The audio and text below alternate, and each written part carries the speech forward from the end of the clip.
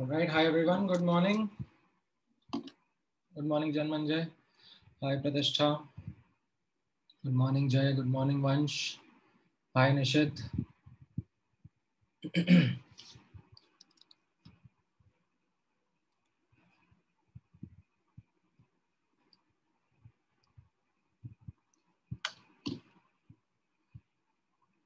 All right. I hope most of the students have joined in.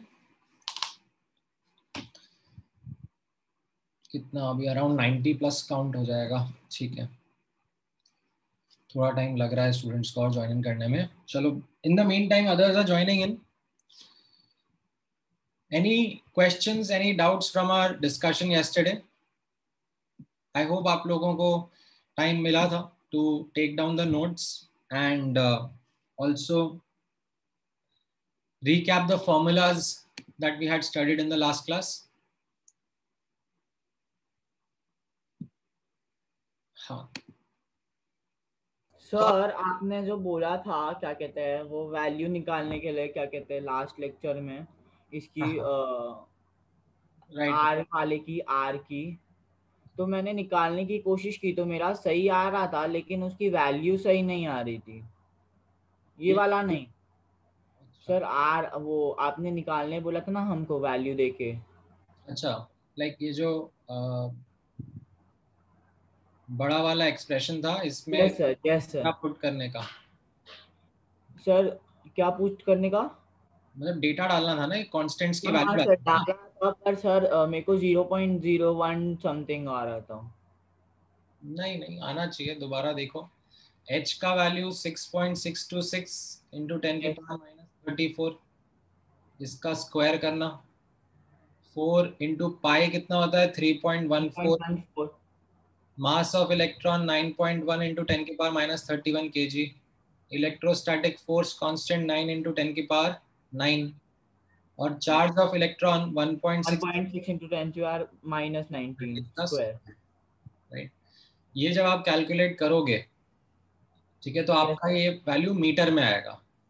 हाँ sir आया 10 to यार -10 आया था तो वो उसको छोड़ दिया था. उसको बाद में मैं सिर्फ इसकी वैल्यू एंगस्ट्रॉम में कन्वर्ट कर लेना. तो आना चाहिए 0.529 आना चाहिए. Okay sir. सर फिर से ट्राई करूंगा. हाँ. ए डाला था मैंने फिर से. ठीक है. All right. Any other question? बोलो प्रेक्षा. सर एक क्वेश्चन में डाउट था जो आपने इसके पहले 7th लेक्चर में करवाया था. अच्छा, एक minute. Sir last question 7th lecture. ये वाला ना? नहीं उसके मैच द कॉलम का. अच्छा. सर उसमें आपने ए का पी एक आंसर मार्क करवाया था ना. Frequency is decrease stopping potential must decrease. हाँ सर बट अगर फ्रीक्वेंसी ऑलरेडी थ्रेशोल्ड फ्रीक्वेंसी से कम है तभी तो स्टॉपिंग पोटेंशियल पहले भी 0 होगा और बाद में भी 0 होगा ना. तो वो सेम ही रहेगा. नहीं. सो ओके, ये डाउट जो था वो ऑप्शन बी में भी किसी स्टूडेंट ने रेज किया था कि सर अगर इंटेंसिटी ऑलरेडी 0 है और फिर हम डिक्रीज करने की बात कर रहे हैं तो फिर क्या आंसर रहेगा. सो वही क्वेश्चन आपका ए में भी एप्लीकेबल है. when you are modifying the frequency, the underlying assumption is कि पहले तो एटलीस्ट photoelectric effect हो रहा है ना. experiment is happening, the phenomena is happening, and now you are decreasing the frequency. अगर पहले से एक्सपेरिमेंट ही नहीं हो रहा है तो फिर it doesn't make sense. अच्छा ठीक है. हाँ बोलो ध्रुवल. सर वो आर और वी का जो गंदा वाला इक्वेशन था वो लर्न करना मतलब वो आता है मतलब पढ़ना पड़ेगा वो. नहीं मतलब देखो, मुझे भी याद नहीं रहता है. अगर आप मुझसे पूछो कि सर आपको रिजल्ट याद है क्या आर और वी का, मुझे यही वाला रिजल्ट याद है. ठीक है, और यही वाला रिजल्ट याद रहता है. ये जो लंबा वाला रिजल्ट है ये मुझे याद नहीं रहेगा. ठीक है, मैं कोशिश भी कर लूंगा आज रट्टा मारने की, तो आज से 6 महीने बाद भूल जाऊंगा, ठीक है। बट आप अगर मुझे बोलोगे कि सर क्या आप ये निकाल सकते हो, तो आई विल बी लाइक कि gladly with in 2 minutes I can get this answer to you. Why? Because the derivation is pretty simple. Why is the derivation pretty simple? Because I have studied electrostats chapter, centrifugal force related circular motion chapter, angular momentum, ये सारे concepts क्या है मैं physics में already पढ़ चुका हूँ, तो मेरे लिए तो ये बहुत आसान डेरिवेशन है। आपके लिए अभी ट्रिकी है क्योंकि आपने ये सारे कॉन्सेप्ट पढ़े ही नहीं है। तो आप भी जब ये पढ़ लोगे तो उसके बाद में आप भी ये derivation in a matter of minutes कर दोगे और आपको ये फॉर्मूलाज याद करने की जरूरत नहीं पड़ेगी, ठीक है। You only need to remember the short formulas. बोलो Bhavesh. Yes, sir. When the electron travels between orbits, isn't it in between those orbits even for a split second while traveling? Well, understandingly, अगर आप हाँ इस thought process से सोचोगे that when electron jumps between those orbits, then it is under that transition mode, ठीक है, एक जगह से दूसरी जगह ट्रांजिशन कर रहा है। तो if you think of it as a particle and try to understand it from that nature, तो ठीक है। हाँ, अब आगे क्वेश्चन क्या है आपका? Sir, then isn't that that that rule violated, that the electron can only be in certain orbit and not in any other state? नहीं, कहाँ वायलेट हो रहा है? वो स्टेटमेंट क्या कह रहा है? The electron can be present around the nucleus in particular orbits only. As long as it is in those orbits, it remains stable, right? It neither loses energy nor gains energy. Only when it is going to lose or gain energy, it will jump from orbit to another orbit. Yes, sir. Thank you, sir. बोलो तेजस। Sir एक बार आप मुझे वो saturation current का फिर से explain कर सकते हैं क्या? डेफिनेशन है, मतलब क्या होता है उसका? सैचुरेशन करंट का इतना मतलब फोटो करंट जो है, ठीक है, इन ऑल सिनेरियोज, मतलब आप फोटो करंट को सैचुरेशन करंट भी बोल दोगे तो कोई ब्लंडर नहीं होगा, इट इज गुड इनफ, ठीक है। Just from a practical perspective मैंने कैसा बताया था कि जब आप फोटॉन स्ट्राइक करते हो ऑन द मेटल प्लेट, ठीक है, and those photons are of a frequency greater than threshold frequency, तो ये ग्राफ ऐसे अचानक से जीरो से किसी पर्टिकुलर फोटो करंट पे नहीं आ जाता, there is a steep change, एंड वो मैंने आपको एक्सप्लेन किया था कि ऐसा चेंज क्यों हुआ था। ये जो सैचुरेशन करंट है, this is keeping in mind कि ये सब ट्रांजिशन हटा दो, ठीक है। This is keeping in mind कि जितने भी फोटॉन्स आपने स्ट्राइक करे ऑन द मेटल प्लेट, उनसे मैक्सिमम जितने इलेक्ट्रॉन्स इजेक्ट हो सकते थे वो हो रहे हैं, and they are reaching the opposite side and completing the circuit. एक बीम ऑफ रेडिएशन, कोई सोर्स से आपका रेडिएशन आ रहा है, उससे जितने इलेक्ट्रॉन्स इजेक्ट हो सकते थे वो हो रहे हैं and are reaching the other side. Now even if you increase the frequency, it isn't changing your current. That is what your saturation current is.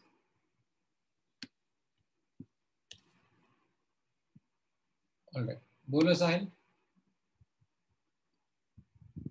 Sir, is it possible for the electron to directly jump from one orbit to the third or fourth orbit? Yes. Okay, sir. करूंगा मैं, आप लोगों के साथ में discuss करूंगा। In fact मैंने कल की क्लास में ही एक बैच में डिस्कस किया था, वो पैराग्राफ भी आप लोगों के साथ में मैं अभी आई थिंक आज की या कल की क्लास में डिस्कस हो जाएगा। लाइक आई विल बी ऐसे asking you a question on these lines कि मान लो ये हाइड्रोजन एटम है और इस पर अलग अलग एनर्जी का फोटोन स्ट्राइक कर रहा है तो फिर क्या होगा, ठीक है। वो क्वेश्चन मैं आप लोगों के साथ डिस्कस करूंगा मोस्टली आज या फिर नेक्स्ट लेक्चर में, ठीक है। चलो ऑल राइट, आज का डिस्कशन स्टार्ट करते हैं। इनफैक्ट कंटिन्यू करते हैं from what we had studied in the previous lecture. Previous lecture में हम लोगों ने out of the 3 results which I had spoken about, 2 results R और V, radius of the orbit and speed of electron in an orbit, ये explore कर लिया था। इनसे लेकर क्वेश्चंस भी प्रैक्टिस कर लिए थे एंड इनसे कुछ अगर और रिजल्ट्स निकलते हैं like time period of revolution या फ्रीक्वेंसी ऑफ रेवोल्यूशन, राइट, तो वो भी हमने निकाल कर देख लिए थे। Let's focus on this third result, which was energy of electron in nth orbit. Now, notice करना, when we talk about the energy of electron in nth orbit, we are going to focus on its kinetic energy as well as its potential energy.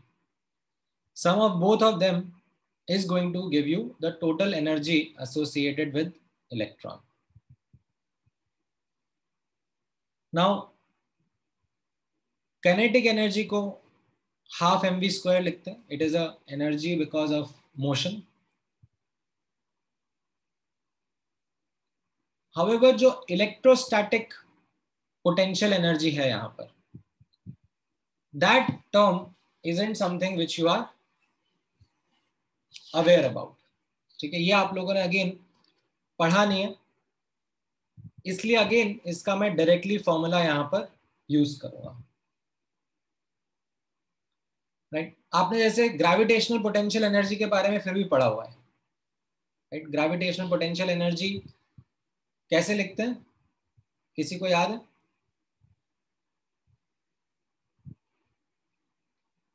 बोलो ध्रुव। GMM upon R. GMM upon R with a negative sign. Yes sir. है ना? हाँ। जो force था वो Gm1 m2 upon R square होता है ना? ये फोर्स था। बट अगर पोटेंशियल एनर्जी के बारे में बात करना है, इलेक्ट्रोस्टैटिक पोटेंशियल एनर्जी के बारे में, तो वो कैसा होता था? Gm1 m2 upon R, correct. और फिर इसको अर्थ के कॉन्टेक्स्ट में सिंप्लीफाई करके ऐसे mgh बोल देते थे। वो अर्थ के कॉन्टेक्स्ट में हम लोग सिंप्लीफिकेशन यूज कर लेते थे। नाउ उसी तरीके से जो इलेक्ट्रोस्टैटिक फोर्स होता है या इलेक्ट्रिक फील्ड होता है, उसकी वजह से पोटेंशियल एनर्जी जो कैलकुलेट करा जाता है, लिखा जाता है, that is k q1 q2 upon R।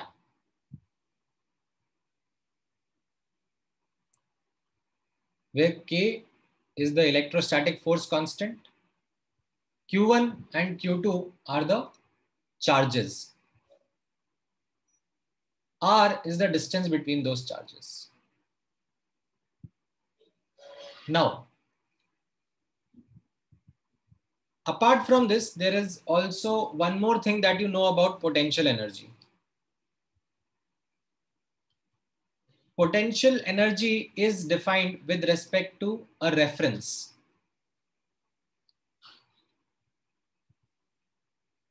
ये कॉन्सेप्ट आप लोगों ने पढ़ा हुआ है जब आपने ग्रेविटेशनल पोटेंशियल एनर्जी के बारे में पढ़ा था।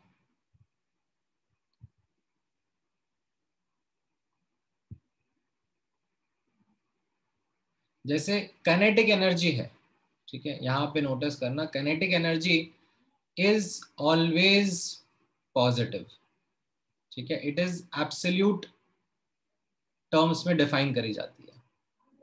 Kinetic energy is half mv square, it is energy due to motion, but जो पोटेंशियल एनर्जी का टर्म है, ठीक है, it can be positive, negative, zero, because potential energy is defined by deciding a reference. जैसे आप जब gravitational potential energy के बारे में भी बात करते थे, आप लोग क्या बोलते थे, that let's assign ground as reference, right, and इसके ऊपर हम लोग बोलेंगे पॉजिटिव पोटेंशियल एनर्जी है, और इसके नीचे हम लोग बोल सकते हैं नेगेटिव पोटेंशियल एनर्जी है। याद आया?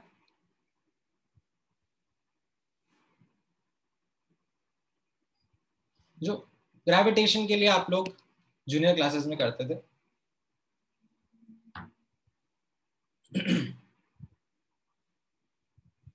हाँ बोलो Gopal. We are being taught it in a different manner. They said that at an infinite distance from the Earth, the potential energy will be zero over there. But since potential energy increases as we go up, then and it keeps increasing till it reaches zero. So then all the values have to be negative. हाँ हाँ, देखो reference point जो choose करना होता है वो अपनी choice के ऊपर रहता है, ठीक है। जैसे फॉर एग्जांपल आप लोग सीखोगे, मान लो मैं घर की छत पर खड़ा हूं, ग्राउंड पे नहीं खड़ा हूं, ठीक है, एंड यहां पर से, ठीक है, I am suppose to do calculations. Let's say if I have a ball to be throne,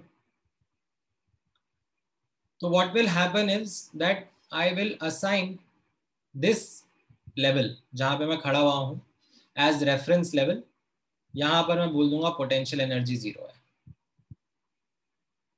ठीक है, and I can assign my convention, ठीक है, that is up to me how I want to solve. I can assign इसके ऊपर अगर ball throw करूंगा तो potential energy positive assign करना रहेगा, इसके नीचे थ्रो करूंगा तो पोटेंशियल एनर्जी नेगेटिव असाइन कर दूंगा, ठीक है। And this is true for potential energy terms. They are always assigned with respect to a reference.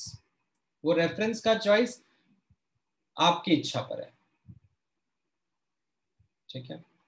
इसी तरीके से जो इलेक्ट्रोस्टैटिक पोटेंशियल एनर्जी होता है, ठीक है, between two charges से Q1 Q2 placed at a distance r from each other, the reference that is chosen is in the following manner, that if these charges are far away from each other, r approaches infinity, then we will say that the potential energy approaches zero, ठीक है। far away from each other is going to be our reference point. Now if the charges are of the same nature, positive है, तो potential energy positive होता है, negative है तो भी potential energy positive रहता है। अगर ऑपोजिट चार्जेस है तो पोटेंशियल एनर्जी नेगेटिव रहेगा, ठीक है। This is the kind of convention, the kind of reference that is assigned when we are dealing with electrostatic potential energy. So यहां पर आप नोटिस करोगे that we have two opposite charges का system. Nucleus is positively charged, electron is negatively charged. So their potential energy is written as negative, ठीक है। मगर मैं यहाँ पे ऐसे एक स्केल ड्रॉ कर रहा हूं पोटेंशियल एनर्जी का, ठीक है, दिस इज जीरो, ठीक है। Then what I am trying to say is that the potential energy associated with this system, the nucleus and the electron, which are of opposite charges will be something negative.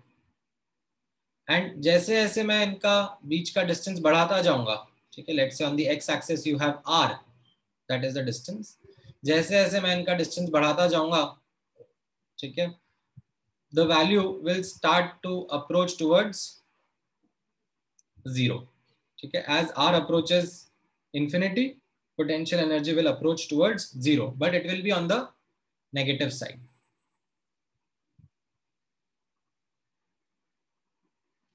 ठीक है, इस तरीके से potential energy describe करी जाती है इन इलेक्ट्रोस्टैट्स. ठीक है, नाउ गिवन दिस कॉन्टेक्स्ट, हाँ बोलो यश. सर ये नहीं समझा कि वो नेगेटिव क्यों हुआ, आप वापस बोलेंगे एक बार प्लीज. देखो, नेगेटिव इसलिए बोला है, एक तरीका तो आपके सोचने का ये हो सकता है that this is convention, assign करना है, मेरी इच्छा है, एक तरीका आप ये बोल सकते हो. ठीक है, दूसरा तरीका जो और आपको हेल्प करता है सोचने समझने के लिए, आप इस तरीके से इमेजिन करना, मान लो एक पॉजिटिव चार्ज है और एक नेगेटिव चार्ज है. ठीक है, अब इन चार्जेस को मुझे दूर लेके जाना है. ठीक है, अभी इनिशियल एनर्जी जो इनकी है, से initial energy is E1 and मुझे इनको फार फार अवे लेके जाना है. ठीक है, they have to be separated from each other. तो फाइनल एनर्जी शुड बी 0 और यू कैन से अप्रोचिंग 0, है ना. Now if I look at the change in energy, change क्या होता है हमेशा, final minus initial. Yes sir. Right, तो 0 minus E1 ये मेरा चेंज रहेगा. ठीक है, अब ये जो चेंज मैंने करा, this is to be energy supplied, because इन दोनों के बीच में अट्रैक्टिव फोर्स रहेगा ऑपोजिट चार्जेस के बीच में. अट्रैक्टिव फोर्स को ओवरकम करने के लिए I would need to supply energy. ठीक है, this is the energy supplied. And energy supplied का कन्वेंशन जो हमारा हम लोग चूज करते हैं, that whenever is energy supplied to the system, it is assigned a positive sign. ठीक है, ये कन्वेंशन हम लोग चूज करते हैं throughout our discussion in chemistry and physics. तो अगर एनर्जी सप्लाइड पॉजिटिव है so as to separate these opposite charges, then how will it make sense on the right hand side? Only when this value itself is negative. Yes sir. ठीक है, तो इस चीज को आप इस पर्सपेक्टिव से भी सोच सकते हो.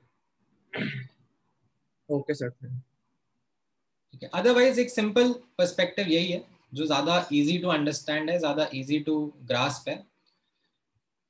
And this is something which you will be observing through out in your physics as well as chemistry questions also, that when you have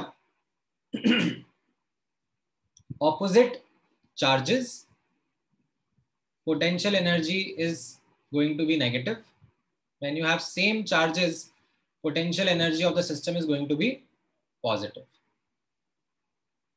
ठीक है, एंड ये कन्वेंशन हमने चूज किया हुआ है बिकॉज पोटेंशियल एनर्जी के लिए कन्वेंशन डिसाइड करना पड़ता है. Then only it starts to make sense.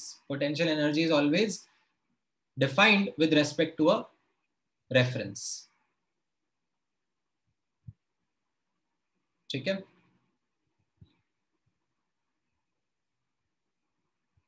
अब given this background, given this introduction,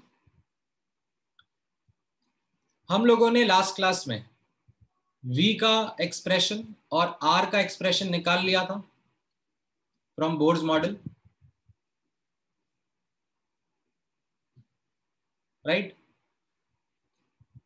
अब वो एक्सप्रेशंस को जब मैं यहाँ पे सब्स्टिट्यूट करता हूँ, ठीक है, I am not showing the steps, मैं डायरेक्टली यहाँ पे सब्स्टिट्यूट करके दिखा रहा हूँ.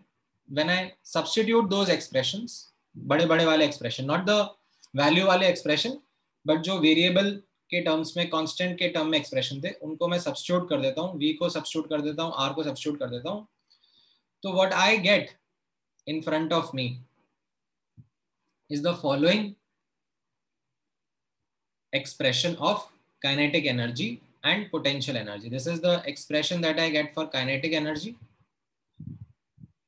and this is the expression that I get for potential energy. Okay, once I substitute the v term and the r term, can you see that the expressions are quite similar to each other?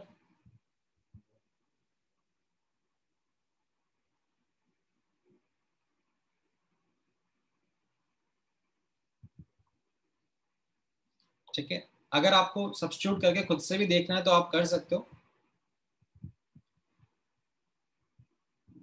If I ask you to find me a relationship between kinetic energy and potential energy over here, so can you see this expression holding true?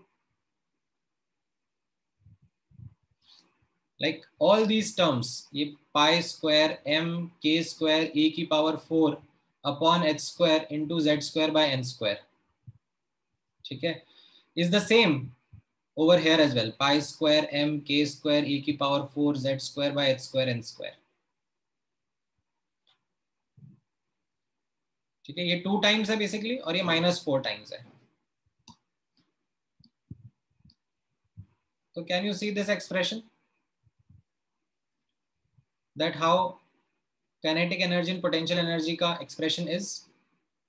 अगर मैं इसको simplify कर दूंगा, like 2 times this value and -4 times this value, तो बचेगा क्या? Total energy. Total energy, right, इसको मैं टोटल एनर्जी लिख देता हूँ. Total energy will be -2 times this expression pi square m k square e की power 4 by h square into z square by n square. So I can write these relationships between total energy, kinetic energy and potential energy. Can everyone agree on these expressions or these relationship between the various forms of energy associated with the electron?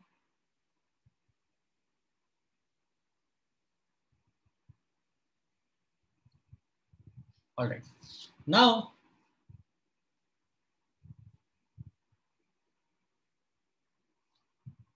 you can understand total energy का sign यहां पर कैसा आ रहा है? Negative. Why is it coming as negative? Because by looking at the expressions, we can see that potential energy का term dominate कर रहा है. ठीक है, ये पॉजिटिव था काइनेटिक एनर्जी. काइनेटिक एनर्जी हमेशा पॉजिटिव ही होता है. Potential energy can be positive, negative और जीरो. ठीक है, नेगेटिव पोटेंशियल एनर्जी यहां पर क्या सिग्निफाई कर रहा है? That the charges are opposite in nature. It signifies that they have an attractive interaction between each other. And by looking at the data, I can see that the potential energy is the term that is dominating, and hence the total energy term also comes out to be negative. Okay, if I substitute these values again, okay, ये जो 2 pi m k e h ये सारी values मैं substitute कर दूंगा और joule and EV का inter conversion भी यूज कर लूंगा. ठीक है, क्योंकि यहाँ पर अगर मैं ऐसा यूनिट्स में पुट करूंगा तो मेरा वैल्यूज जूल में आएंगे, बट उस जूल को अगर मैं इलेक्ट्रॉन वोल्ट में कन्वर्ट कर देता हूँ तो I should get a simplified expression of total energy which is -13.6 into z square by n square. Again, the negative sign, okay, please note the negative sign in this expression.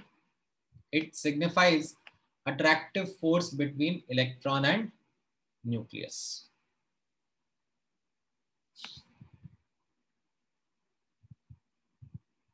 ठीक है, it will start to make more sense to you जैसे जैसे मैं आपके सामने और data reveal करूंगा।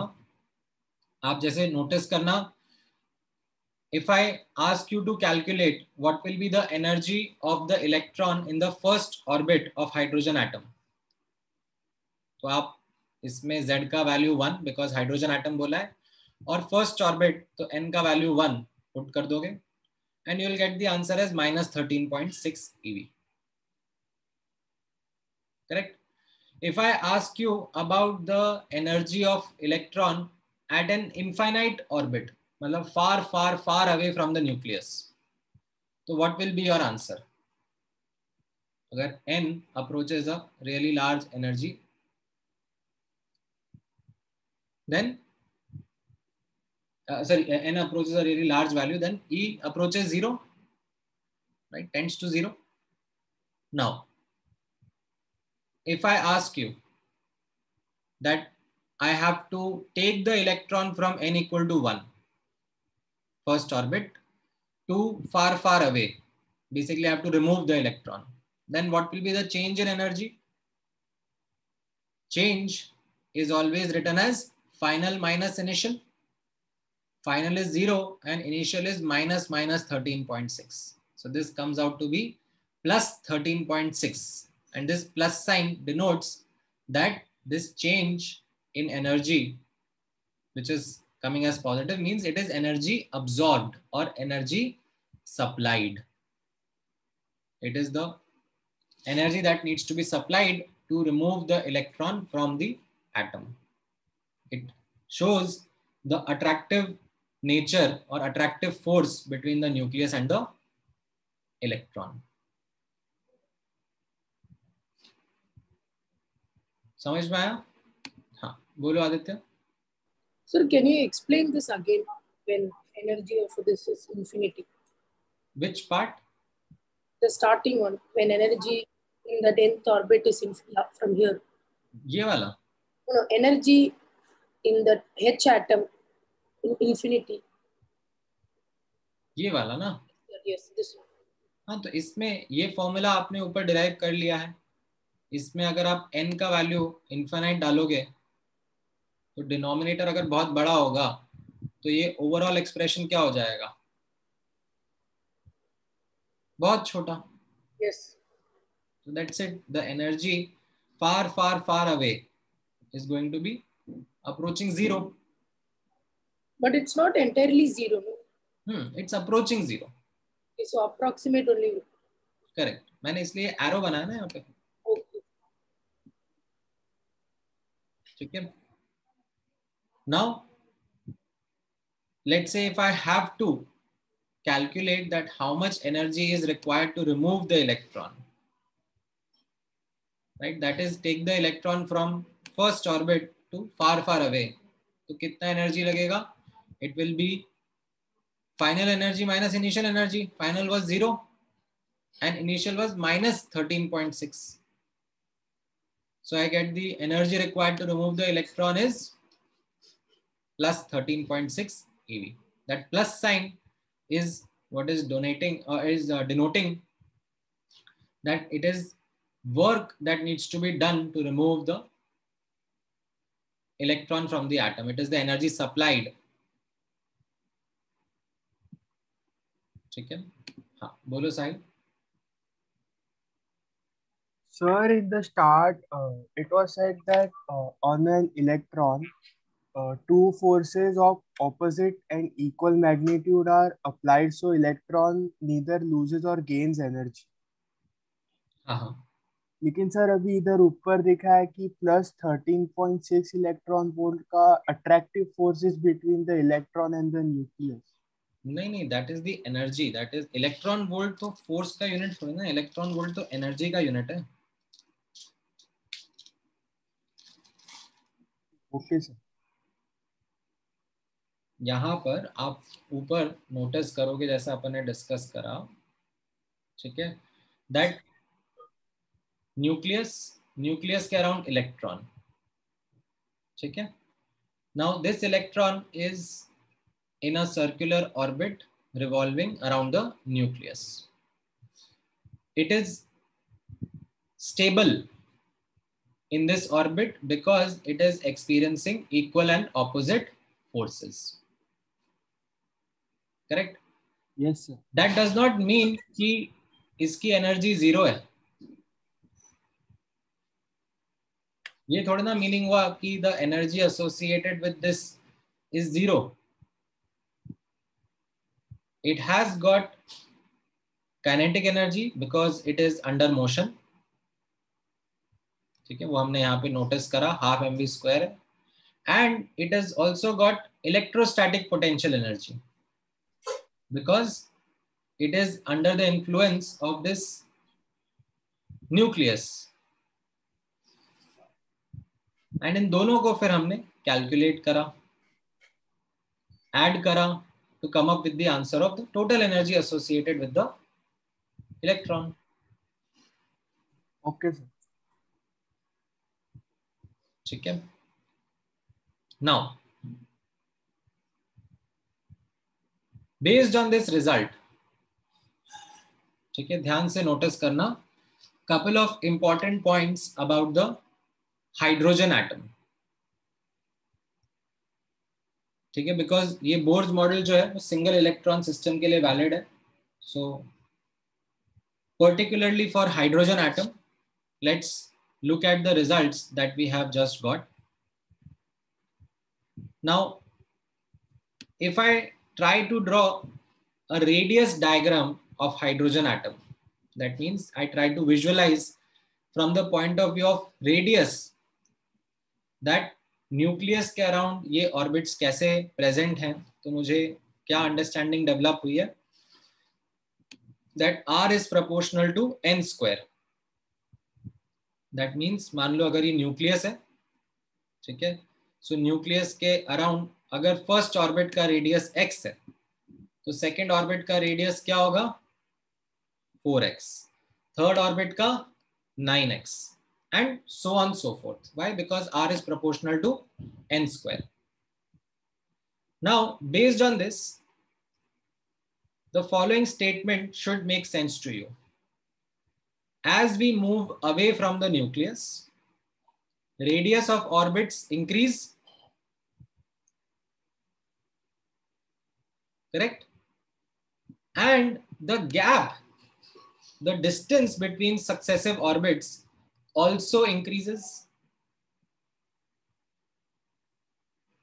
अगर आप फर्स्ट और सेकेंड ऑर्बिट के बीच का डिस्टेंस देखोगे तो कितना रहेगा 3x.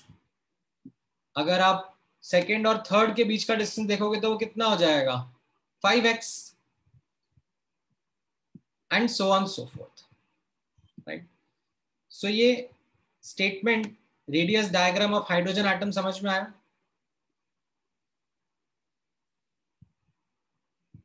वंडरफुल. अब यही चीज आप एनर्जी के पर्सपेक्टिव से भी नोटिस करोगे. Energy diagram of hydrogen atom कैसा देखा जाता है, लिखा जाता है. सो एनर्जी का एक्सप्रेशन हमने ऊपर से यूज कर लिया. It is -13.6 z² by n².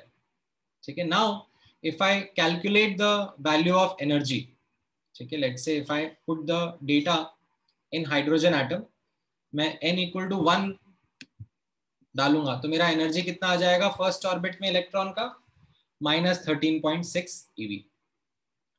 जब मैं n = 2 डालता हूं, ठीक है, तो कैसा रहेगा 13.6 divide by 4, which when calculated comes out to be -3.4 eV. n = 3 के लिए करूंगा, n = 4 के लिए करूंगा, एंड इस तरीके से मैं करता जाऊंगा तो I should be able to understand the energy associated with these orbits. Now after looking at this और these values, let's see if you are able to make sense of the statements. As we move away from the nucleus, what should I say about the energy? Energy of electron increases. ठीक है, हमेशा sign के साथ बोलना होता है हमें. right? Minus 3.4 energy is higher than minus 13.6. Okay, we have to report it with sign. So as we move away from the nucleus, energy increases. Okay, as we go far away, it approaches zero. Okay. Now, what about the energy gap? What is your comment about the energy gap between successive orbits, between two consecutive orbits? How is that energy gap looking as we move away from the nucleus? Sir, I think so. The energy gap goes on decreasing. The energy gap between successive orbits keeps on decreasing. Right? Clearly दिख भी रहा है. यहाँ पर first और second के बीच में 10.2 EV का गैप था. सेकंड और थर्ड के बीच में वो कम होके 1.9 EV रह गया. थर्ड और फोर्थ के बीच में और कम होता जाएगा. ठीक है, ये समझ में आया? All right. So you have now understood the result associated with energy as well. Let's put that understanding to a quick question, a quick test. Let me know इस question का answer क्या रहेगा.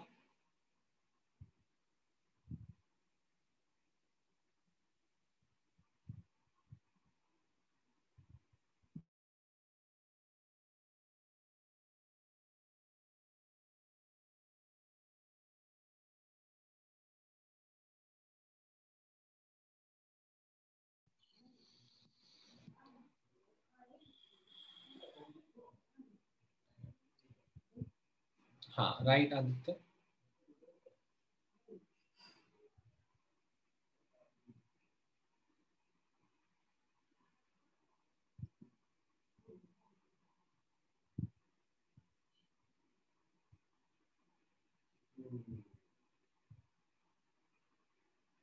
हाँ, तेजस आपका करेक्ट है. ध्वज incorrect, विवेक incorrect, Sujal incorrect, जोवन, अजात शत्रु, माहिका, सुरभि, प्रणव, आदित्य इनकरेक्ट. गौरव आपका करेक्ट है. ध्रुविल इनकरेक्ट. खुशी, कैरव, यश correct.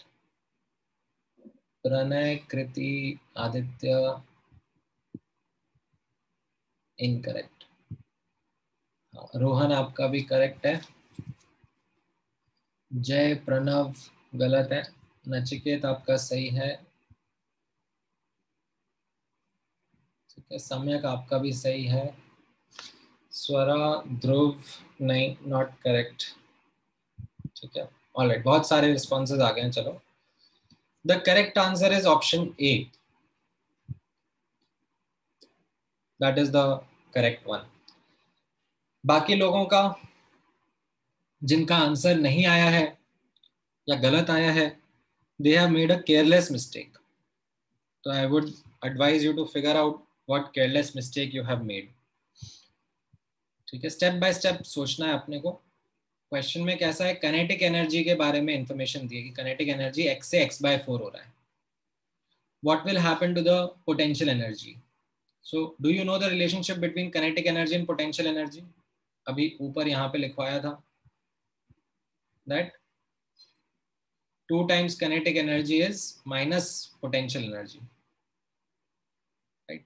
So if I use that relationship over here, that potential energy is minus 2 times kinetic energy, तो अगर initial kinetic energy x है तो initial potential energy कितनी हो गई, -2x. Final kinetic energy x/4 बोली जा रही है, तो फाइनल potential energy -x/2 हो जाएगी. Now you are being asked to write change. ठीक है, please and please note, this is something which you need to follow religiously, that change is always written as final minus initial. Final था -x/2 and initial था -2x. So what is the change?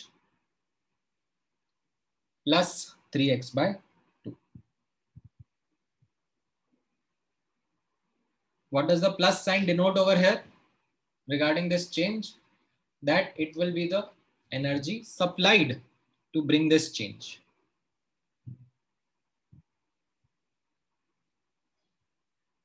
ठीक है, समझ में आया? जिसका answer नहीं match कर रहा था, were they able to figure out कहां पर केयरलेस मिस्टेक हुई है?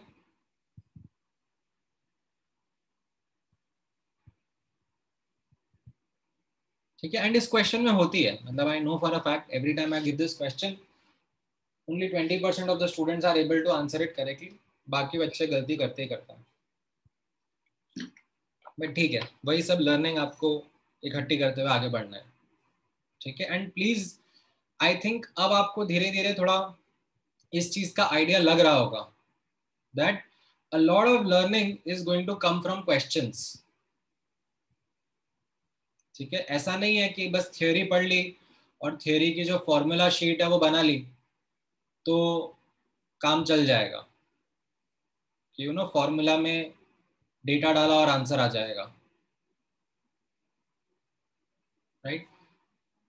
The way in which questions are going to be asked, their language, their method, ये सब चीजें मैटर करेंगी, एंड वो सारी लर्निंग जो आप सीखोगे वो क्वेश्चन सॉल्व कर करके ही सीखोगे। There is no shortcut to problem solving. जितने आप क्वेश्चन सॉल्व करोगे उतने ही आपके चांसेस होते जाएंगे to be able to solve such unseen questions.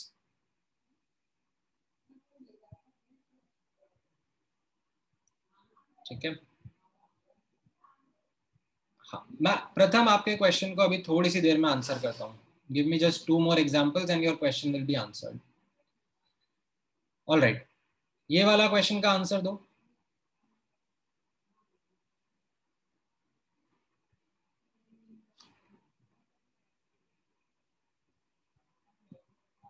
Try and get an answer to this question.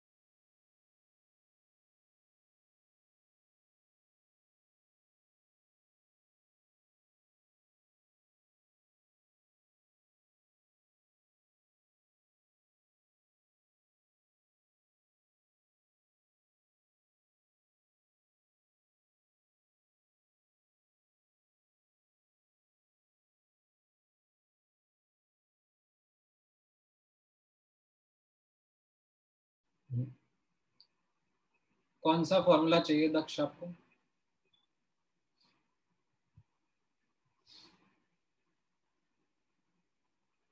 नहीं, ऑप्शंस नहीं है, डायरेक्टली वैल्यू रिपोर्ट करो।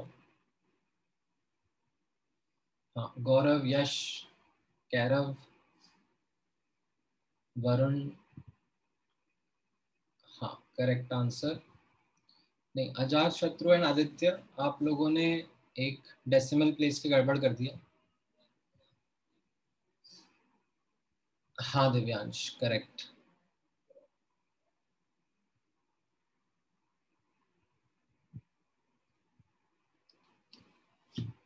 पहली बात तो क्वेश्चन समझ में आना चाहिए। यहाँ पर the question is asking determine the maximum wavelength of photon required to eject electron out of hydrogen atom. Right now the electron in hydrogen atom is present in n equal to 1 and उसको eject करना है, मतलब n equal to infinity लेके जाना है, right? To bring in this energy change we need to supply energy in form of a photon. So we do that calculation that energy of photon is equal to this delta E. Delta E is E final minus E initial. Final is 0, initial is minus 13.6. And because ये EV की units में है, ठीक है, EV की units में अगर calculation चल रही है तो we can write energy of photon in eV, electron volts की यूनिट में हम लोग ऐसे लिख सकते हैं ना 12400 अपॉन लैम्डा इन एंगस्ट्रॉम। तो उसको जब आप सब्स्टिट्यूट करोगे तो around 911 angstrom will come out as your answer. Is this clear with everyone?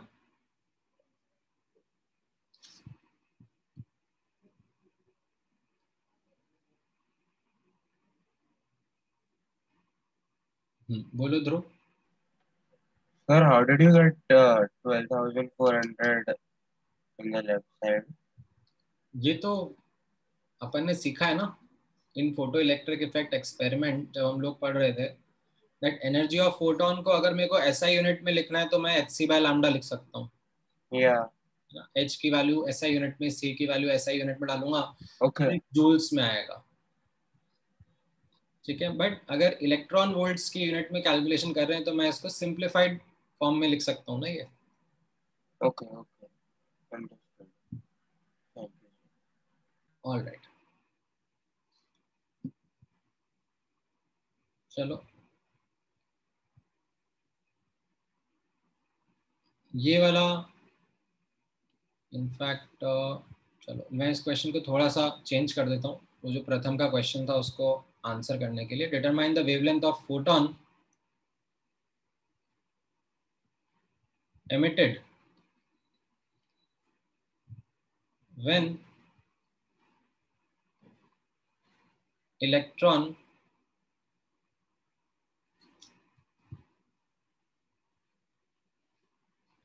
jumps from n equal to 2 to n equal to 1 in hydrogen atom.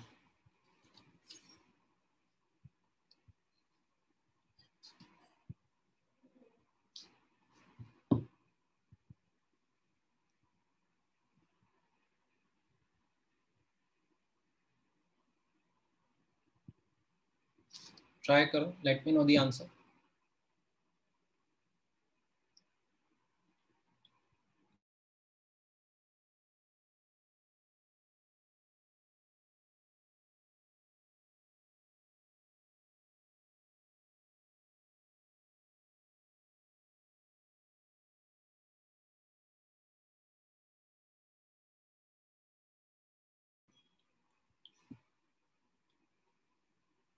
हाँ, राइट सम्यक।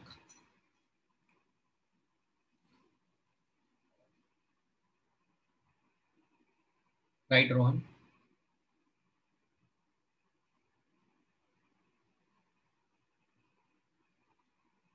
नहीं दीपक।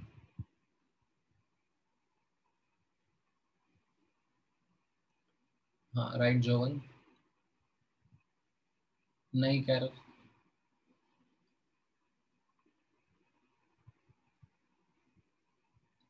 Pranay but not the negative sign. Wavelength negative थोड़ा ना होगी। Right Shirin. Right आजाद शत्रु। नचिकेत तनय नहीं, not correct. आप लोगों ने कैलकुलेशन में गड़बड़ कर दी है। नहीं वरुण।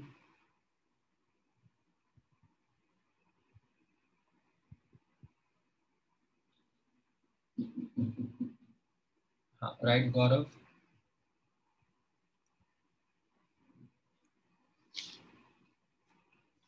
ऑलराइट, तो कैसे कर रहे हो आप लोग इस क्वेश्चन को आंसर? यहाँ पे नोटिस करना, I want the electron to jump from n equal to 2 to n equal to 1, right? अब n equal to 2 का एनर्जी लेवल कितना है? -13.6 into z square by n square, which is -3.4 eV. And n equal to 1 का energy level कितना है?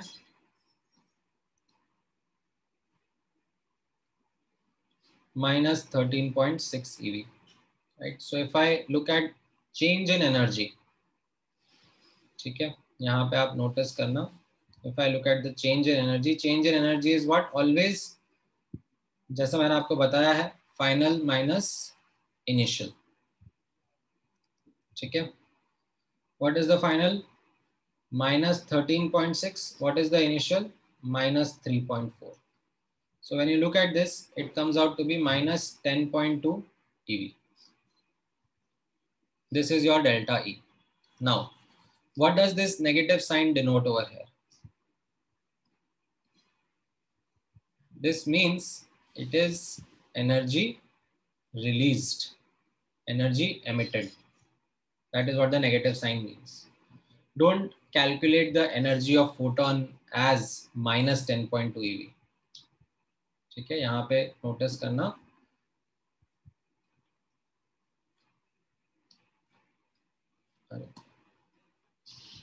Thus,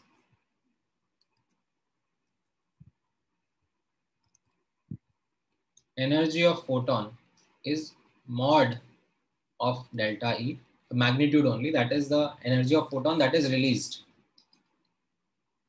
Okay.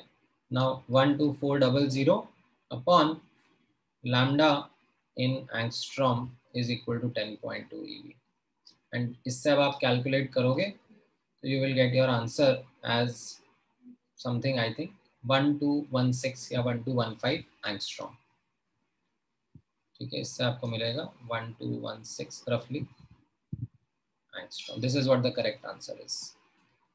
ठीक है, so those who have reported the answer in negative, I hope you understand what the negative sign meant. The wavelength isn't going to be negative. The negative sign associated with the change means it is the energy released. ठीक है, समझ में आया प्रथम? And बाकी जिन जिन के answers match नहीं कर रहे हैं, आप लोग देखो आपने कहां पर कैलकुलेशन एरर किया है. ठीक है, बोलो यश. सर मेरा 1215.68 आ रहा है, तो मतलब सही है कि क्या मतलब? हाँ हाँ, don't worry about that right now. Okay, so अब आप नोटिस करना, these are the basic results, or you can say fundamental results that we get from Bohr's model of atom. And इनके कुछ कुछ questions भी है ना, आप लोगों के साथ में डिस्कस कर लिए. However,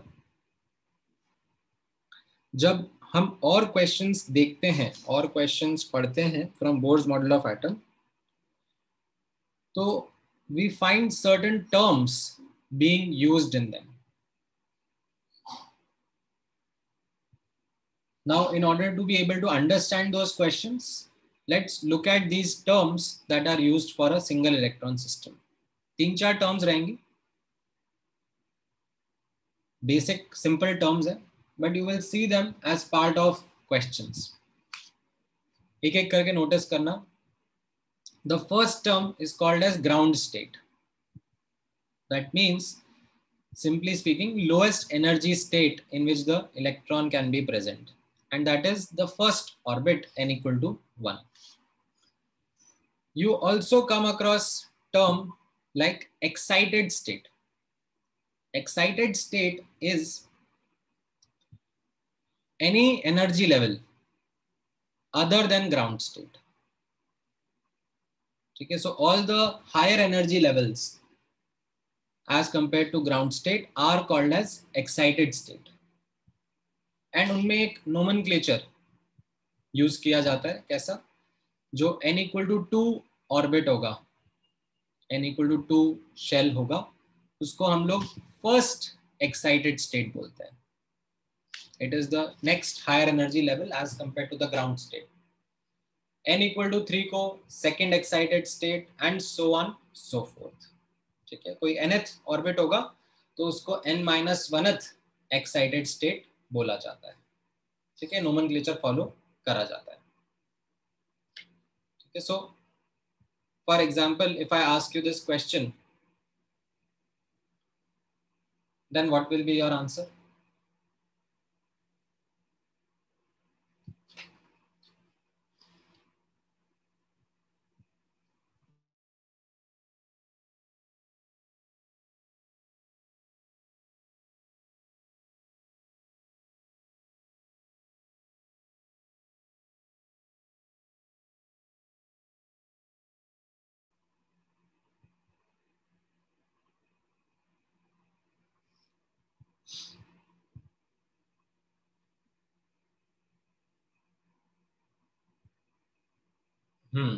केयरलेस मिस्टेक नहीं करना है, प्लीज ध्यान से नोटिस करो।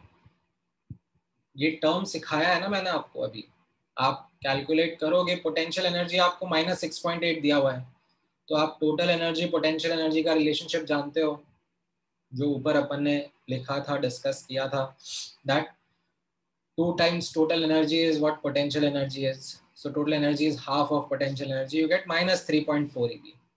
एंड इसको अब आप फॉर्मूला में इनपुट कर दोगे तो आपको n का वैल्यू 2 मिल जाएगा। n का वैल्यू 2 का मतलब क्या हो जाएगा, that this is the second orbit और द फर्स्ट एक्साइटेड स्टेट ना। क्वेश्चन में ये नहीं बोला है कौन सा ऑर्बिट बताओ, ये बोला है कि कौन सा एक्साइटेड स्टेट है। It is the first excited state. ठीक है, जिसने बी आंसर दिया है, are you able to see the trap?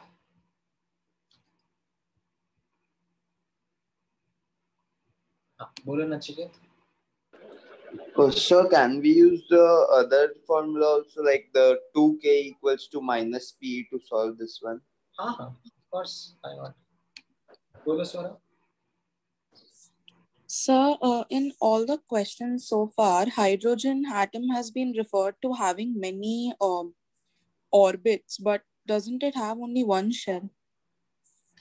नहीं, ये चीज हमने लास्ट क्लास में भी डिस्कस करी थी, that around the nucleus of hydrogen there are many energy levels that are present. Now hydrogen atom has only one electron, and in its naturally occurring ground state, lowest energy state, that electron is present in the first orbit only. ठीक है, but इसका मतलब ये नहीं है कि ये बाकी ऑर्बिट्स एग्जिस्ट नहीं कर रहे हैं। ठीक है, like imagine this to be like a multi storey building, जिसमें ऊपर के फ्लोर्स एग्जिस्ट कर रहे हैं बट खाली हैं। ठीक है, you choose to be in the ground floor, but let's say if given energy you can excite to some higher energy floor or higher energy orbit as well. ठीक है, these are allowed or you can say possible orbits in which the electron can be present. अभी समझ में आया? Yes sir, thank you. All right, let's look at the next term, which is called as ionization energy or binding energy or ionization potential. ठीक है, ionization potential is actually an older term. ठीक है, ये अब use नहीं होता है ज्यादा। ठीक है, you might still find it somewhere in some questions, but mostly the term ionization energy is what is used. What it means यहाँ पे notice करना, simple सा इसका definition है, it is the minimum amount of energy required to take electron from ground state, that is n equal to 1, to out of the atom.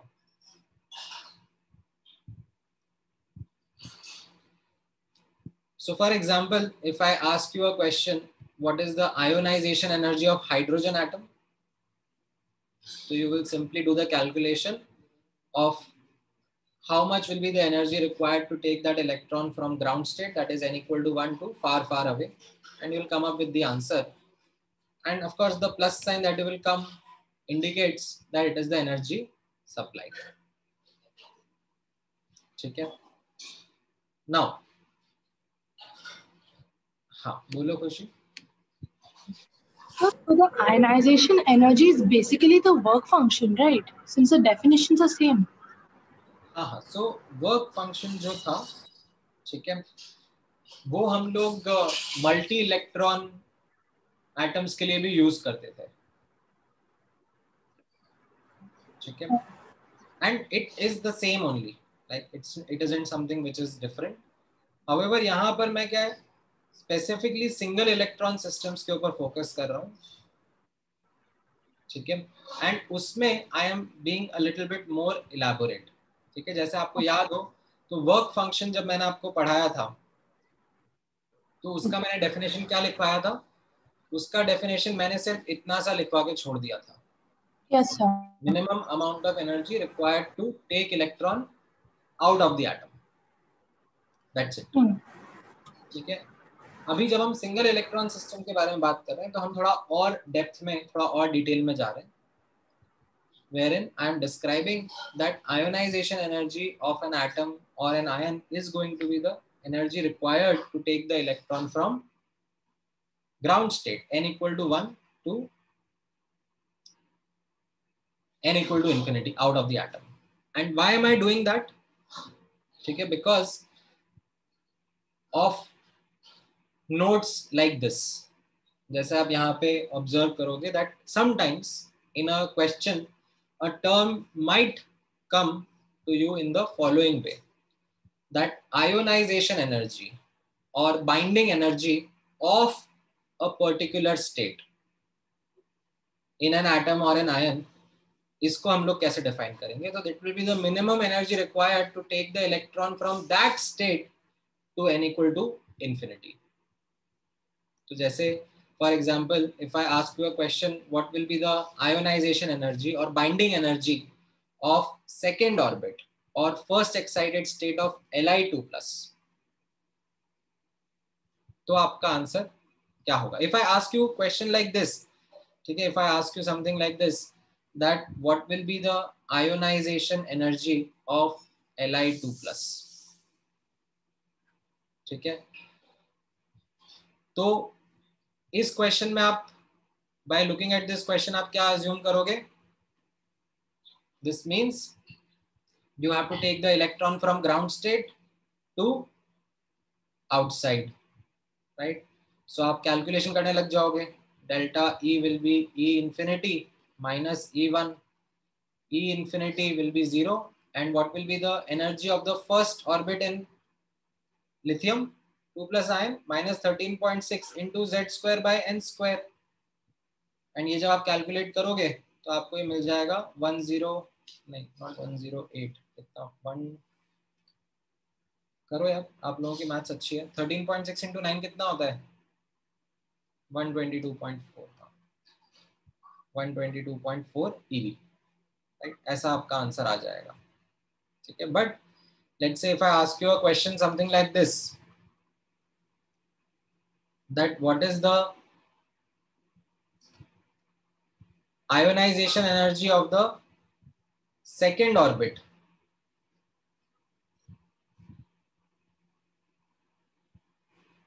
or first excited state of Li2+ ion, तो फिर आप क्या answer करोगे?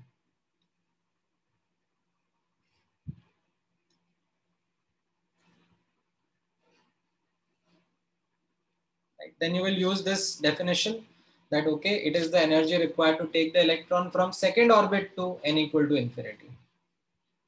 So E2 minus E1 आप put करोगे, sorry, E final minus E initial, right? E final is 0, E initial आपने n का value put करा and you get the answer around 30.6 EV. समझ में आया?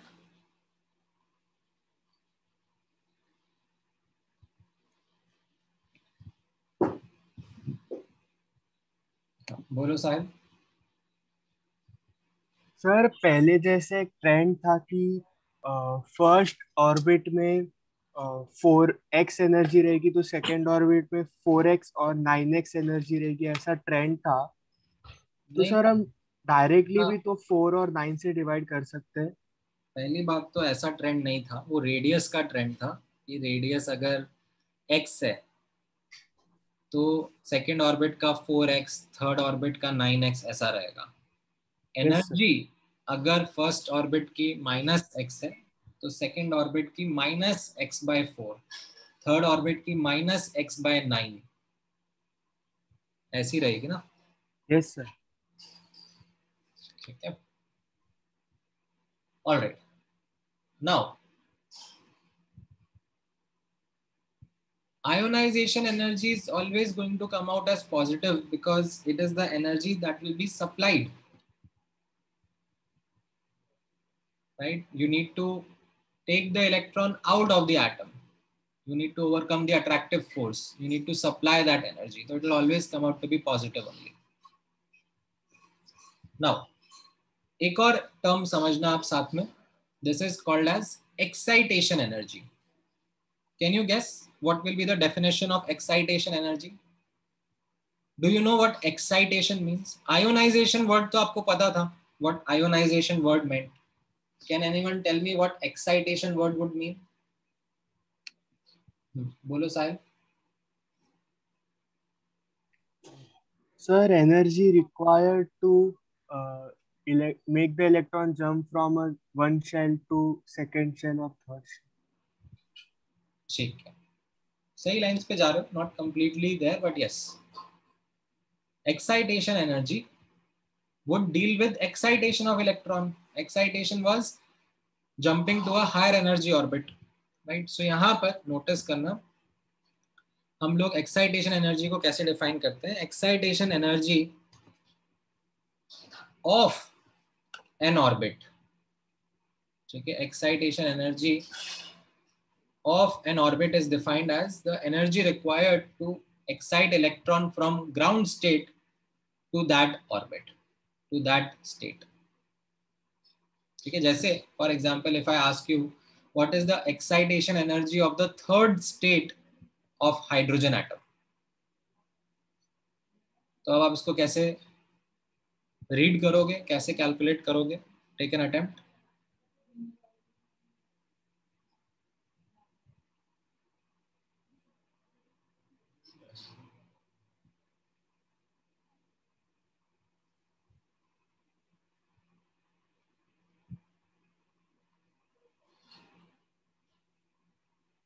नहीं Pranay, not correct.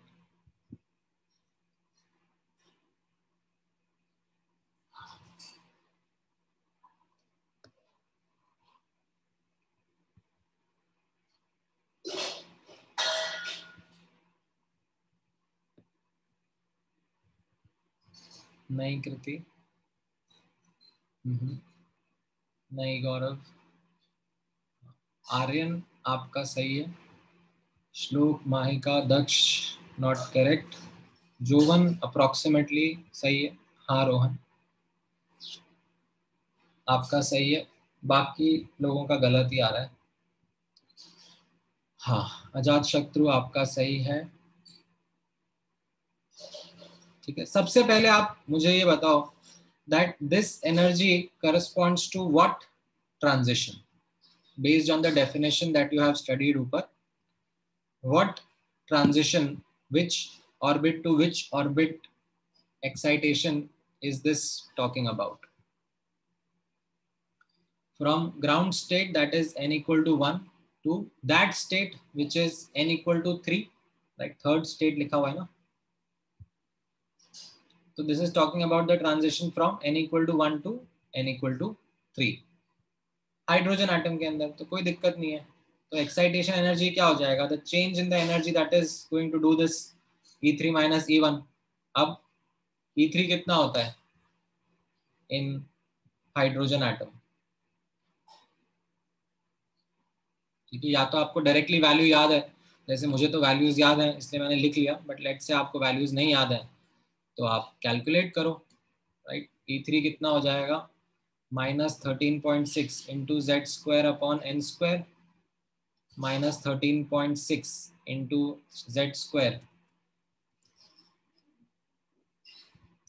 Bye n square. तो ये आपका माइनस ऐसे 1.51 और ये प्लस 13.6, तो ये आपका आ जाएगा plus 12.09 eV. What would the plus sign denote? That it will be the energy supplied. समझ में आया? जिसका आंसर नहीं मैच कर रहा था, कहाँ गड़बड़ हो रही है, आप फिगर आउट कर पा रहे हो?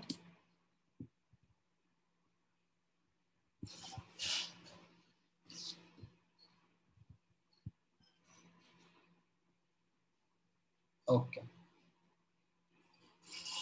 हाँ बोलो नील. थोड़ा लाउडली बोलो, आपकी आवाज बिल्कुल भी नहीं आ रही. Hello, sir. और लाउडली. Yes. Hello, sir. हाँ. So in the third state, shouldn't n be equal to 4? नहीं, it is the third state, not third excited state. Oh, okay, sir. Thank you, sir. Alright. Then अब notice करना, ये जो excitation energy है, ठीक है, इसके साथ भी एक नोमेनक्लेचर एसोसिएटेड रहता है. ठीक है, कैसे आप नोटिस करना, जैसे ये ऊपर वाला क्वेश्चन था, what is the excitation energy of third state of hydrogen atom, I could have also written it as excitation energy of second excited state of hydrogen atom. Right, third state is second excited state only. और एक और तरीके से मैं लिख सकता हूं, यहां पे नोटिस करना, I could have written this as the second excitation energy of hydrogen atom. Now, what would that have meant? Second excitation energy of hydrogen atom.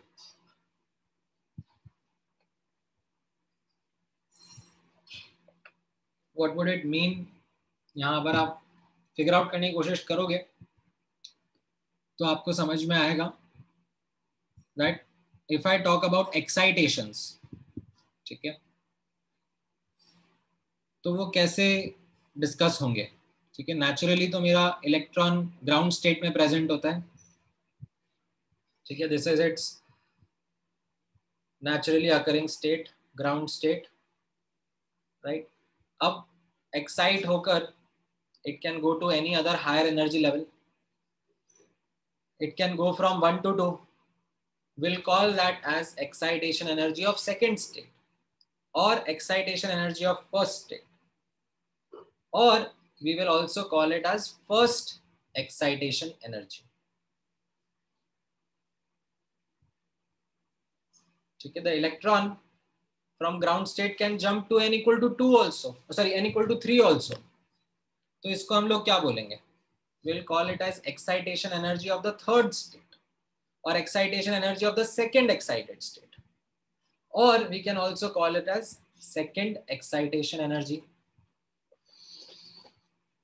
right, and so on so forth. ठीक है, तो ये एक nomenclature भी note करना with excitation energy. बोलो Yash. Sir एक doubt था, क्वेश्चन में था third excitation state, so it will be from n1 to n4 ना. क्वेश्चन देखो ना, क्वेश्चन में क्या था.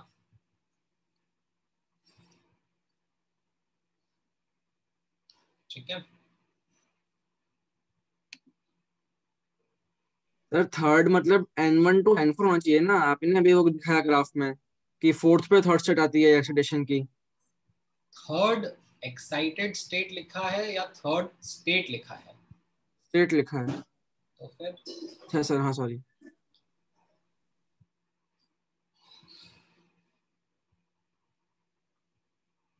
ठीक है, बेस्ड ऑन दिस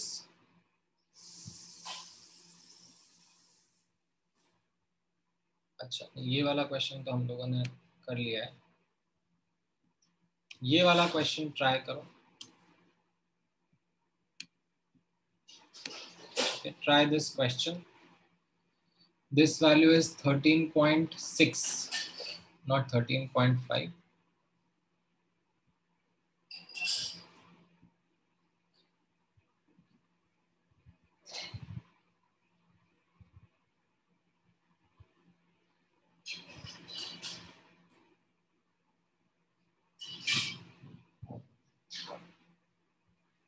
तीन पार्ट्स हैं, चार पार्ट है इनफैक्ट इस क्वेश्चन के. शुरू हो जाओ and let me know each part का आंसर वन बाय वन.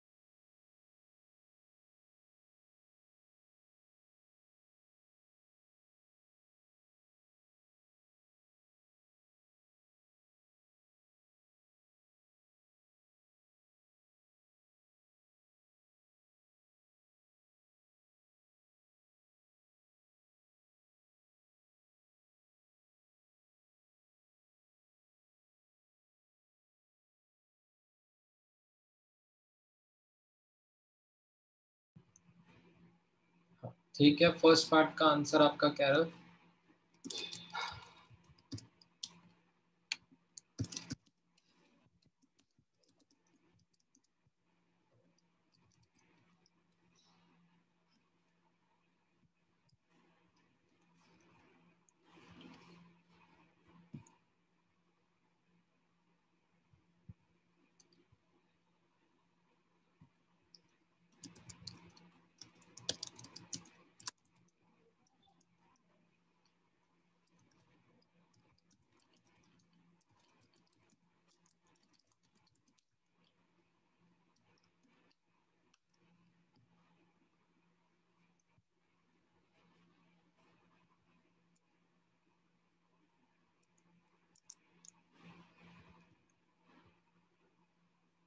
नहीं वरुण, सेकंड एक्साइटेड स्टेट लिखा है ना यहाँ पे, ठीक है, इसीलिए ये जो टर्म्स है ना, they are like traps only, they are just there to make the question slightly more difficult for you. So please read each and every word of the question very, very carefully. ठीक है, make a habit of highlighting the keywords which can be potential traps.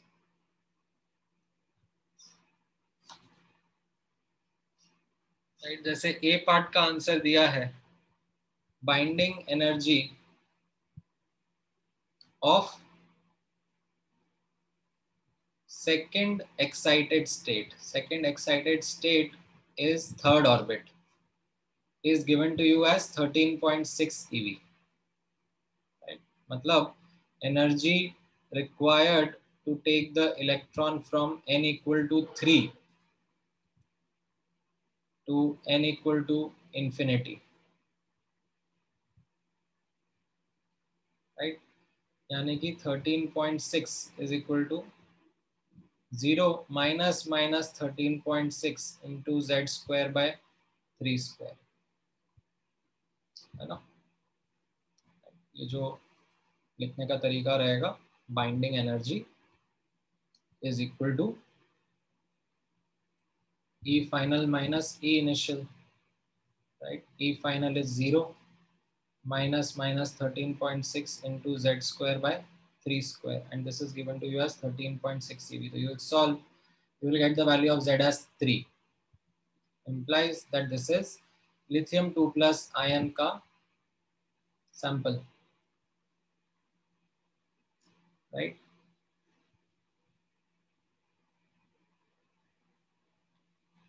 B part आप figure out करो, what will be the ionization energy of this sample? तो आप क्या report करोगे? Ionization of energy of Li2 plus is how much? Correct. 122.4 eV. N equal to 1 से n equal to infinity ले जाना है ना, that is what ionization energy of a single electron species or atom would mean.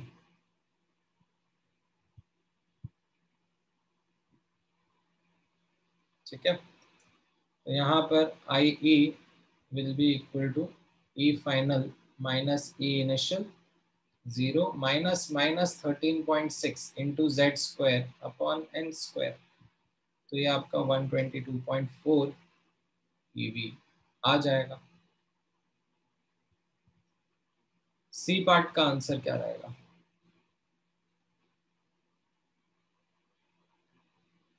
C part में क्या पूछा है?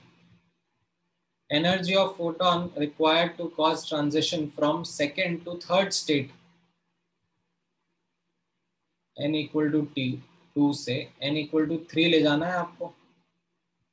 सो delta E will be again E final minus E initial. E final कितना हो गया? Minus 13.6 into Z square upon n square minus 13.6 into Z square by n square. तो आप ये पुट करोगे तो आपका आंसर आ जाएगा 13.6 इंटू 3 स्क्वायर इंटू 1/4 माइनस 1/9। तो सॉल्व करने पर आ जाएगा 13.6 इंटू 5/4, 9 9 कट जाएगा, ये 5 माइनस 9 minus 4 5 अपॉन 4 आ जाएगा, इतना EV आपका आ जाएगा, ठीक है, around 17 EV। Yes. And D part में क्या बोला जा रहा है?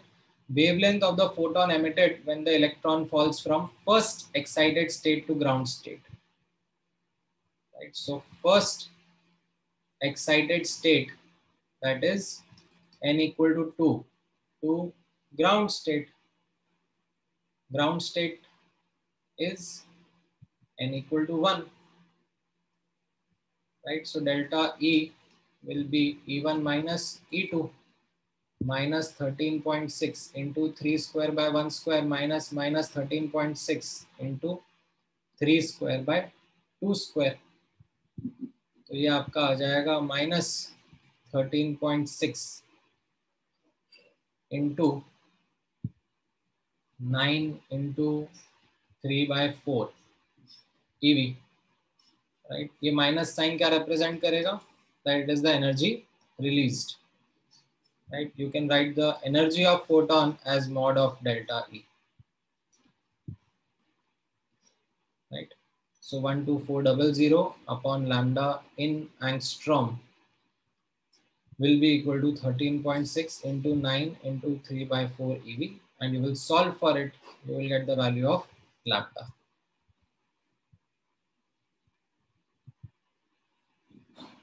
समझ में आया? किसी को डाउट है किसी भी पार्ट में?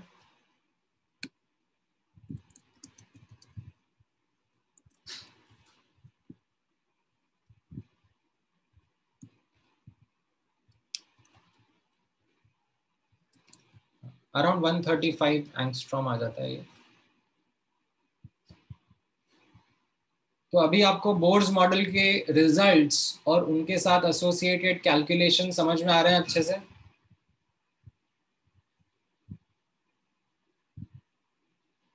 ठीक है, चलो। Based on this now I can give you a substantial homework and you have like Saturday, Sunday, Monday, Tuesday, Wednesday. I think Wednesday को क्लास होगा हमारा वापस से, तो you have sufficient number of days with you. या तो आपको मैं होमवर्क शेयर करता हूँ, आप वो ट्राई करना, ठीक है?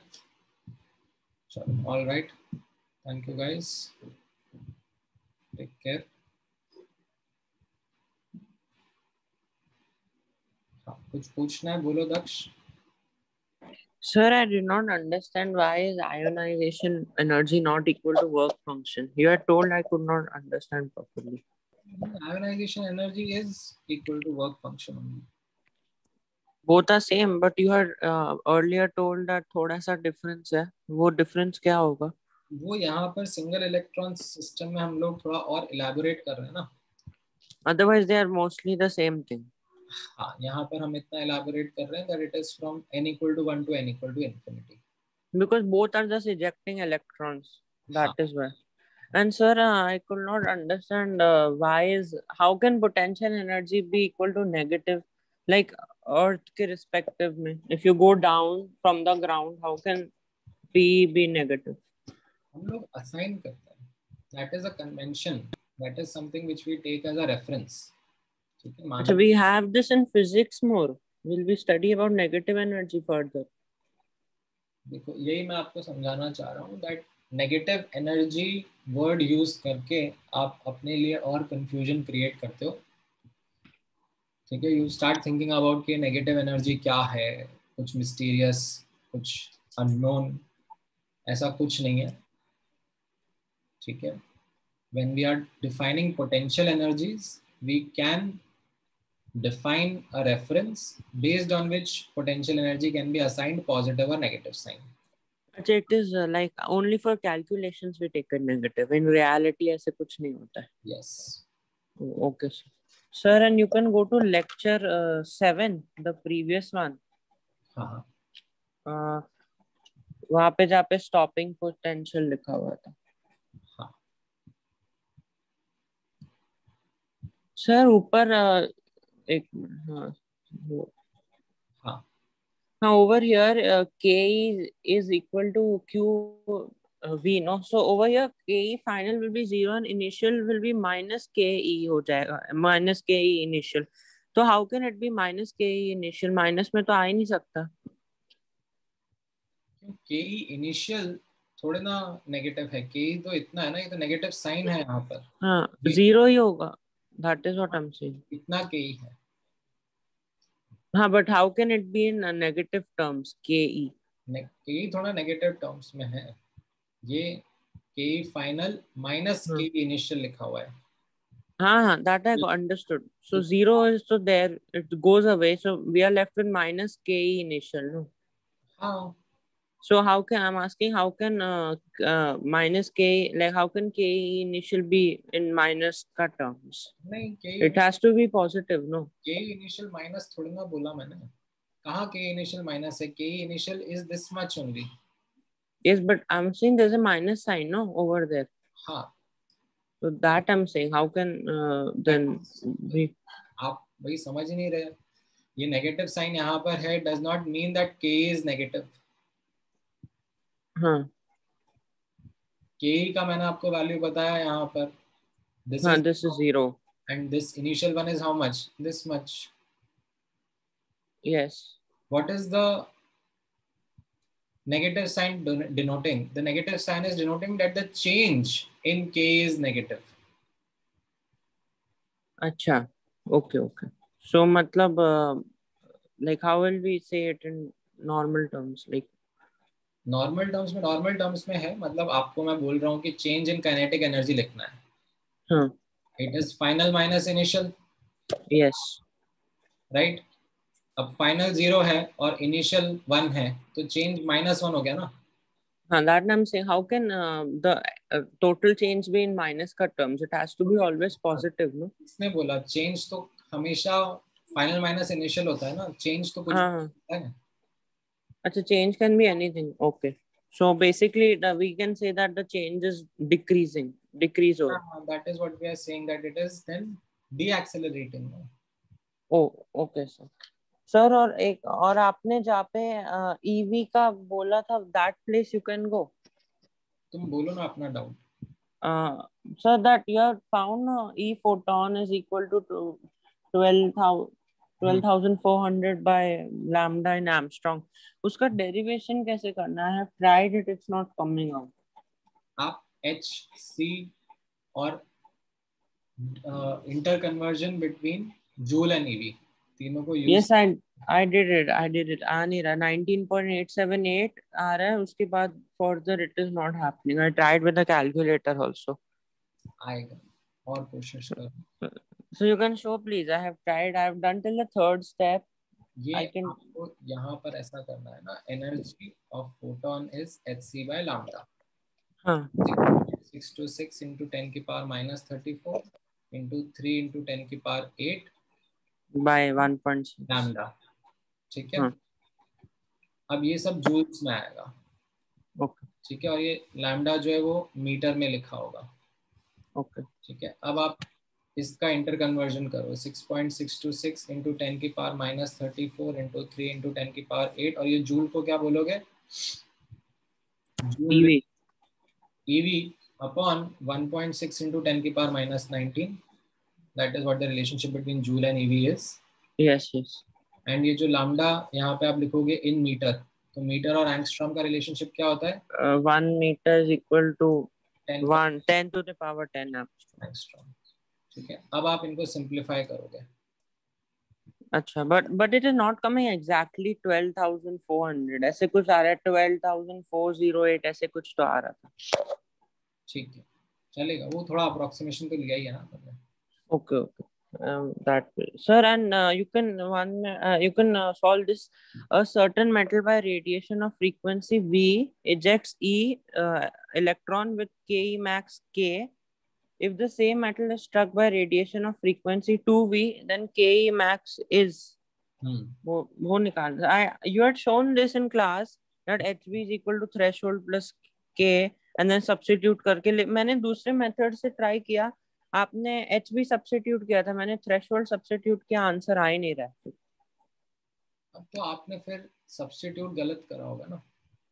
So 1 minute you can write HV is equal to threshold plus K.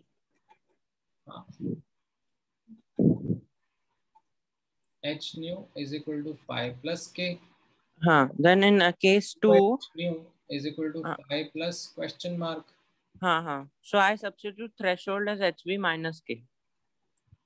So 2H nu is equal to H nu minus K. Right? Then yes. तो अब क्या आ रहा है question mark? HV plus K. H nu. Yes. और H nu क्या था? 5 plus 2K. Okay. So we'll again substitute. हाँ, आपको देखना है ना कि what is the value of K that can come. अच्छा, options के हिसाब से, because here also I was thinking it will come more than K only, but then more than 2K I was unable to verify with what I have done. Because H nu itself is more than K. Oh, okay. And sir, कल मैंने आपसे ये पूछा था ना, why wave theory couldn't explain that photoelectric effect. Sir, you can say again, like you are told intensity of light is directly proportional to energy of light.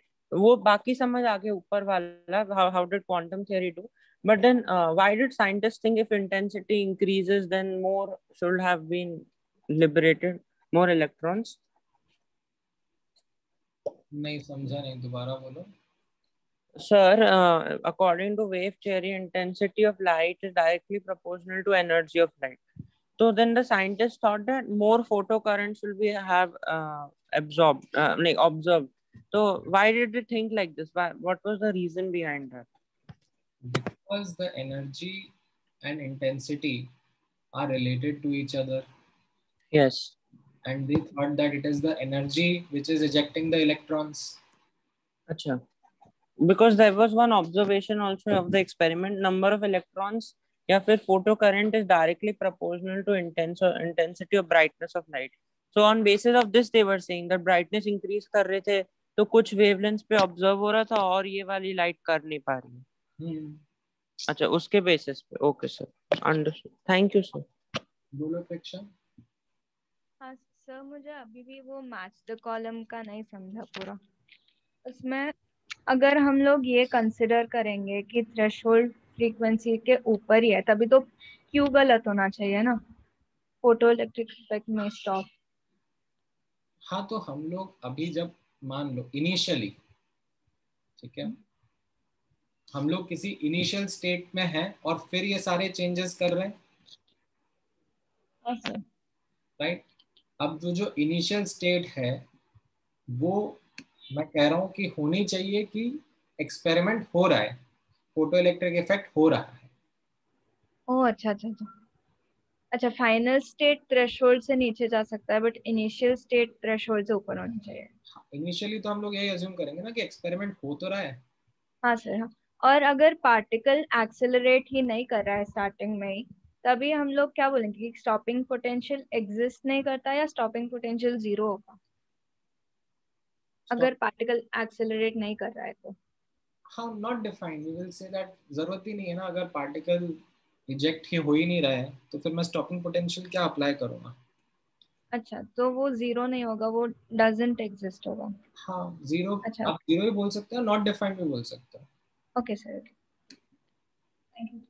बोलो सम्यक. So, quantum theory of light is applicable to the whole electromagnetic spectrum. So you said that we cannot say that light is a particle or a wave. Then how do we decide that in which experiment it acts as a wave or in which experiment it acts as a particle? हम लोग नहीं decide करते हैं. What we saw was that light and उसके experiments को जब हम study करते हैं तो कुछ एक्सपेरिमेंट्स उसकी वेव नेचर से एक्सप्लेन होते हैं, कुछ एक्सपेरिमेंट्स पार्टिकल नेचर से एक्सप्लेन होते हैं.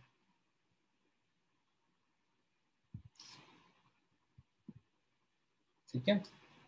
Yes sir, thank you sir, bye sir. All right. So thank you guys, take care, bye bye.